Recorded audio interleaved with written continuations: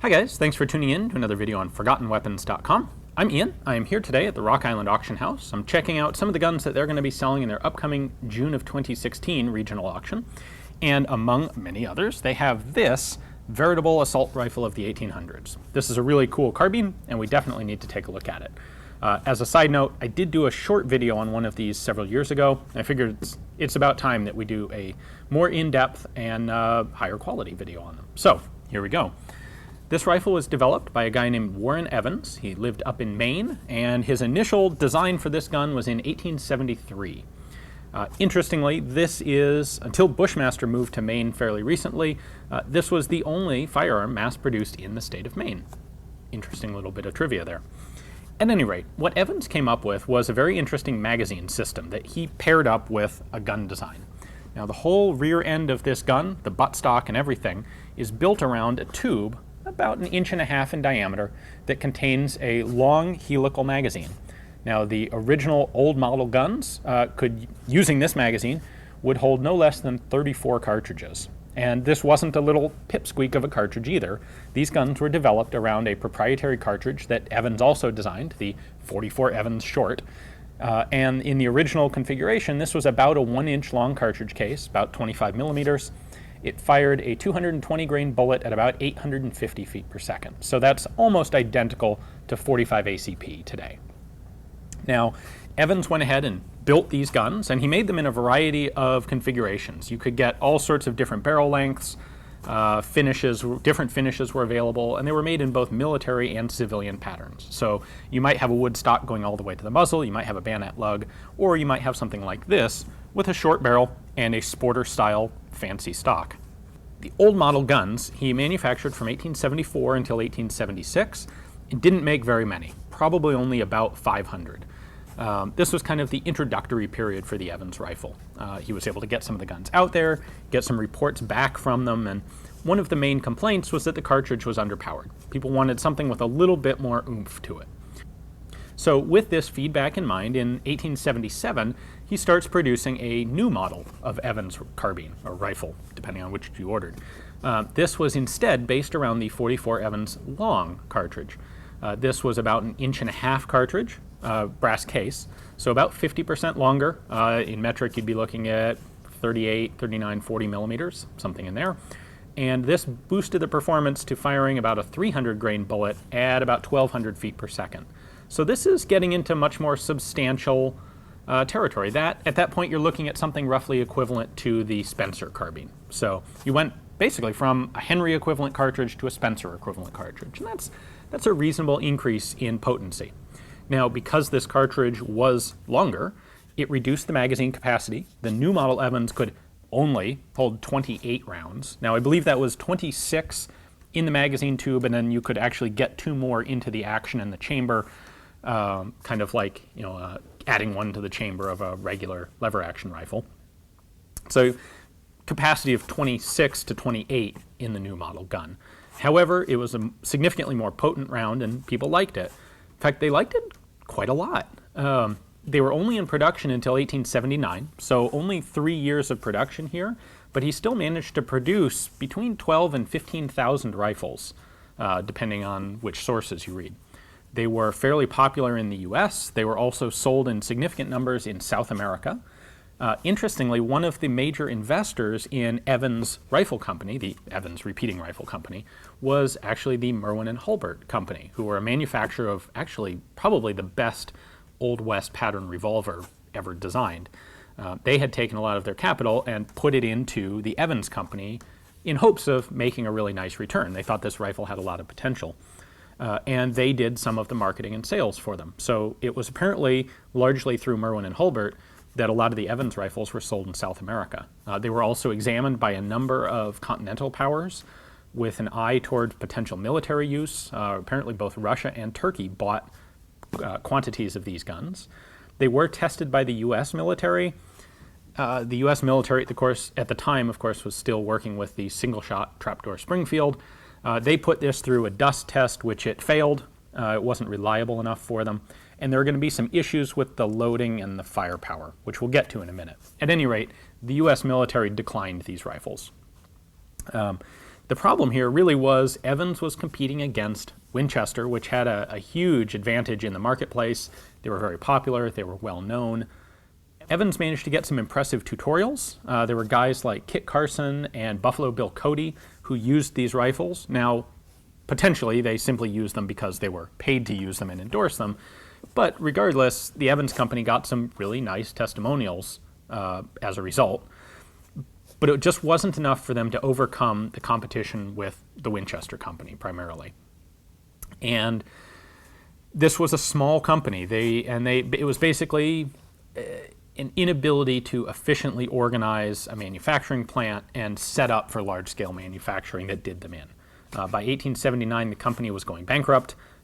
Interestingly, they actually pulled down the Merwin and Hulbert company at the same time. The loss of the Evans company put such a hurt on Merwin's finances that they were ultimately driven out of business at the same time. By 1881, all of the Evans company tooling and production stock had been auctioned off, and it was gone. Warren Evans himself went back to his career in dentistry and continued to invent things. He patented some other designs for dental application technology and ultimately lived until 1912, apparently. So he had an impressive run at it. And you know what, 12,000 to 15,000 rifles, that's pretty substantial.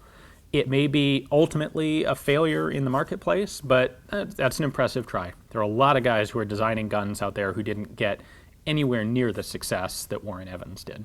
So why don't we go ahead and take a closer look at this, because there's some really interesting details to how you have to feed and operate this gun, because it does have this very unique magazine system. So here's the issue with the Helical Magazine.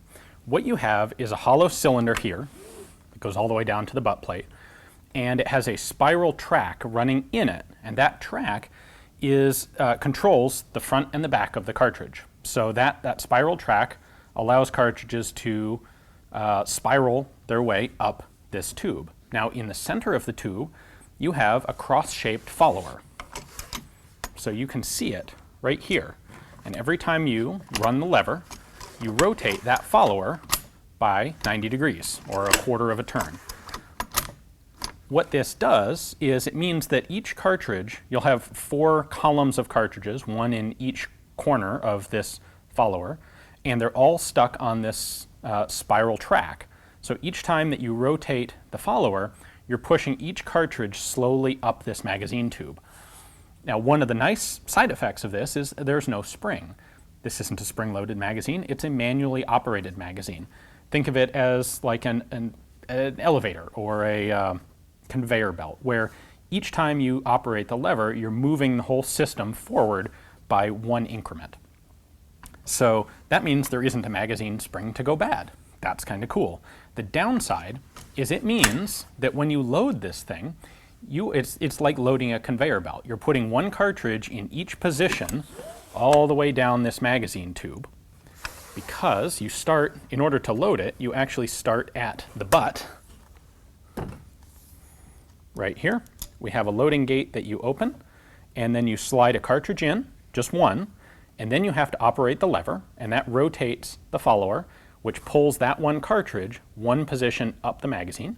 Then you put in another cartridge, run the lever again, put in another. You repeat this. On a new model gun like this, you would repeat that process 28 times or 26 times, and you would end up with 1 cartridge right here at the top of the magazine, the whole stack of the magazine full, and 1 ready to shoot. Now, again, the conveyor belt analogy works really well here, because let's say we shoot a round. Chamber it, we fire the round, we open the action, we've now ejected a cartridge. Everything in the magazine tube moves up 1 position, and this means at the very end of the magazine, right back here, we now have 1 empty space in the magazine. Let's say we shoot 3 more rounds. So now we've got 4 empty increments, 4 empty spaces at the back of the magazine. If after 4 rounds we now have a moment, we can do some loading. In order to load the action, we have to put 1 in and then cycle the lever, which means we're going to spit a live round out unless we actually shoot it at the same time. And we've now put 1 round in this last increment in the magazine. We still have 3 empty spaces ahead of it. So if we load it full, and then we fire 4 rounds, and then we load 1, you're going to have, 24 more shots, and then you're going to have 3 empty spaces in the magazine, and then you're going to get to that one last cartridge you loaded. So because there is no spring, cartridges don't take up empty space. They can't advance on their own. So if you wanted to fire 1 round out of the magazine, you have to load it in the buttstock, cycle the lever 26 times, and then the 1 cartridge has advanced all the way up. Now that was a real problem. That was certainly something that the Army took issue with, and it's just kind of a pain for everybody. So one of the other improvements with the new model over the old model of Evans is he changed this mechanism so that when I open this, I can open it all the way, like so, without rotating the follower. This is just far enough that it will have extracted the empty case. It won't really eject it because there is no ejector in the Evans. Instead, it's just the bottom corner of this follower that when I open it all the way, right there, that follower turns and it kicks the empty case out. Not very forcefully, but it does work. Well, if I want to single load this, I can, but I don't have an ejector. So I'm going to have to kind of shake out the empty cartridge, and then I can single load a cartridge right here without having moved the magazine follower, because it's only that last little bit of action of the lever that cycles the magazine. So I can open to here, and I haven't moved the magazine until that last bit. That allows me to single load the action, which would definitely be a convenience. So a couple other features here we can take a look at. This is the exposed portion of the hammer, so it does allow you to tell if the gun is cocked or not, and when you fire it, that hammer does drop, like so. We also have this little thing, lever, button, whatever you want to call it. That is a manual lock for the lever. So to use that, what we do is pull the hammer back just slightly, and there's a notch in the hammer here. In fact, you can see it when I pull it back farther. So you've got this notch. What you do is line it up with that button, push the button in, and that prevents you from opening the lever. So if you were carrying this, say, in a saddlebag scabbard, you could lock the action with that button to ensure that it didn't bounce open when the horse was running, or you didn't accidentally bump it, open the action, cartridges fall out, dirt gets in, anything like that. The markings on an Evan are right here on the top of the barrel. Now on this particular example, they're really heavily worn, and it's really tough to make them out. However, you can just see there, Evans Repeating Rifle Company, Mechanicsburg, Maine, patent and a patent number. So that's what you've got for markings.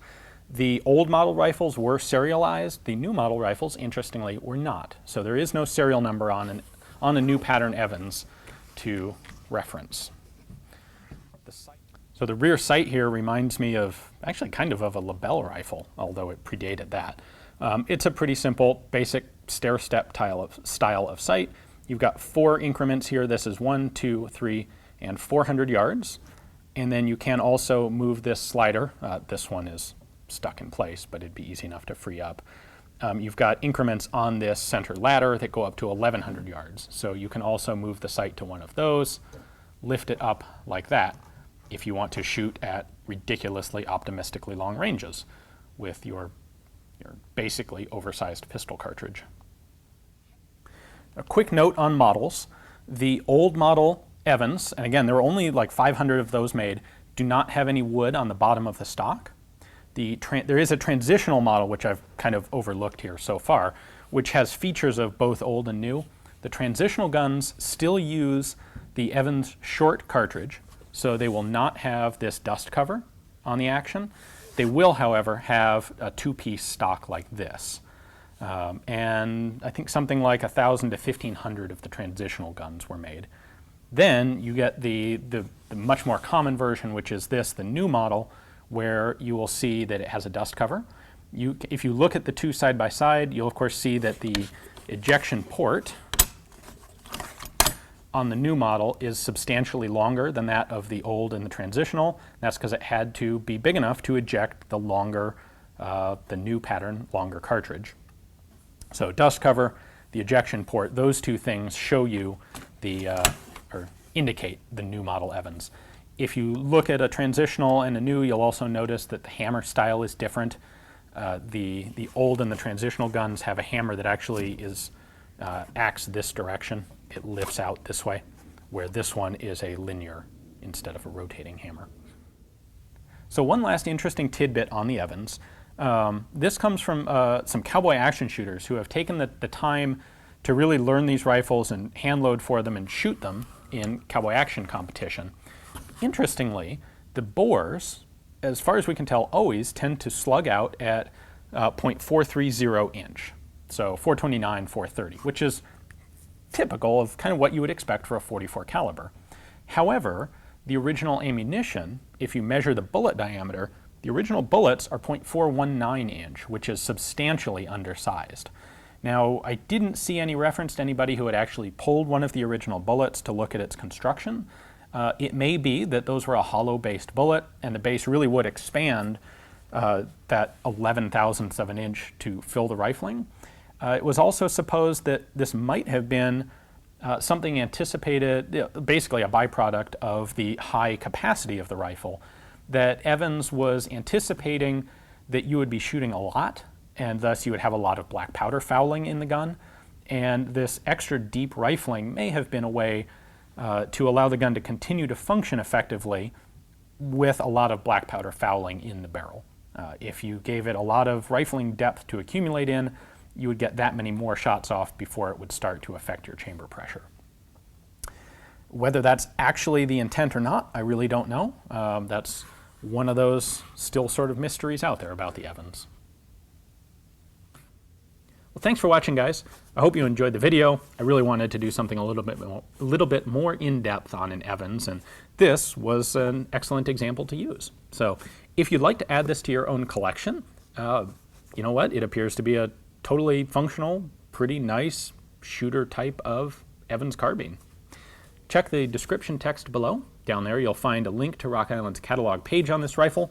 I believe it is batched with a second rifle as well, so you can take a look at pictures of both of those. And if you decide you'd like to have them yourself, you can place a bid right through Rock Island's website. Thanks for watching.